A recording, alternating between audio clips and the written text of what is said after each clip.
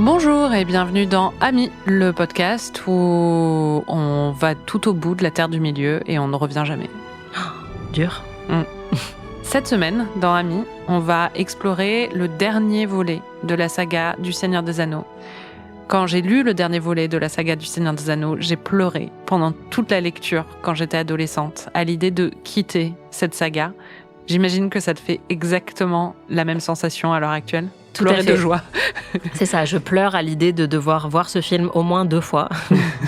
C'est vrai que je suis moins réceptive que toi à cette saga, mais par contre, c'est un truc que j'ai vécu avec La tapisserie de Fiona Var, si vous connaissez. J'ai énormément pleuré en lisant le dernier livre parce que je savais que c'était fini et que j'avais dévoré tous les tomes.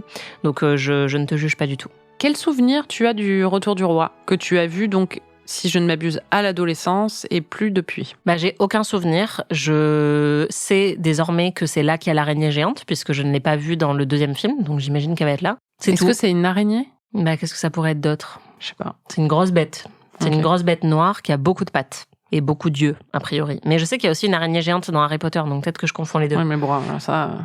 J.K. Rowling n'a jamais, n'a jamais eu peur de pomper à peu près tout sur le Seigneur des Anneaux, donc... Exactement. Donc, il me semble que c'est une araignée géante et qu'ils sont dans une espèce de grotte dans le Mordor ou quelque chose comme ça. Et au-delà de ça, je sais qu'il y a une grosse bataille. C'est pas une prédiction si incroyable, je pense. Et je crois qu'il y a des éléphants dans la bataille. Et qu'il y a un très gros truc qui tombe. Peut-être une tour qui tombe. Et je crois quand même que Frodon, il se retrouve au-dessus de la montagne avec le feu et où il doit jeter l'anneau pour que ça fasse plouf. Et donc j'imagine qu'il va réussir.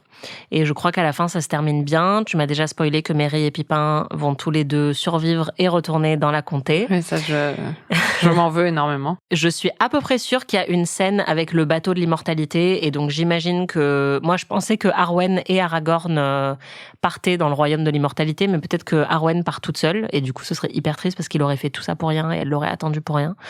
Ou alors c'est Frodon à qui ils vont offrir l'immortalité, mais j'ai l'impression qu'ils font un cadeau, genre un bon d'achat immortalité à quelqu'un, tu vois, pour lui dire franchement, t'as bien bossé, tu peux prendre le bateau.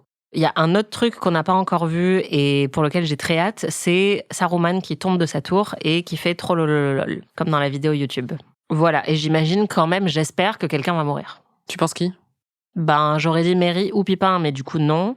Peut-être Gimli ou Legolas. Après, tu m'as un peu donné l'impression que peut-être Aragorn allait mourir à l'issue de cette bataille. Et c'est ce qui expliquerait pourquoi Arwen prendrait le bateau. Parce qu'elle dirait, maintenant que mon mec est mort, allez, c'est bon. Donc peut-être que c'est ça. Ok. En tout cas, je sais que c'est le roi, Aragorn, dans le 3. En tout cas, il est censé devenir roi, c'est ce qu'on nous dit depuis le début. Et le film s'appelle Le Retour du Roi. Et donc, il y a un moment où il va revenir. Après, peut-être qu'il va être roi que pendant 20 secondes avant de mourir. Peut-être. Tolkien ne voulait pas que ce livre s'appelle Le Retour du Roi, pour cette raison précise. Il trouvait que c'était un peu trop obvious. Peut-être que c'est le roi, il meurt, et après, il revient à la vie, comme un autre personnage qu'on aurait vu dans une série de fantasy plus ou moins récente à la télé. Ok. Tu penses que tu vas aimer? J'espère que je vais plus aimer que le 2. Okay. Je pense que moi oui. Aussi. Je pense que oui, parce que c'est quand même une bonne saga. Enfin, c'est clairement pas des mauvais films. Et là, c'est la conclusion. Les attentes étaient très élevées. Je me souviens quand même d'être allée le voir en salle avec une très grosse attente. Et je pense que j'en étais pas sortie déçue du tout. Donc, ça m'étonnerait de ne pas aimer. Est-ce que tu penses que 2 femmes vont se parler l'une et l'autre? Non, puisque je sais déjà que c'est pas le cas, parce que j'ai vu la vidéo sur Internet. Et on a vu une séquence déjà dans le 2 où il y a une mère qui parle à sa fille. Donc je sais que ça y est, ils ont déjà cramé toutes les cartouches d'interaction entre femmes et du Bechdel test. Eh bien, écoute, on va aller regarder Le Retour du Roi. J'espère que tu vas aimer. Moi, je suis très heureuse. Et j'étais très contente de faire cette saga avec toi. Je tiens à le dire. Voilà.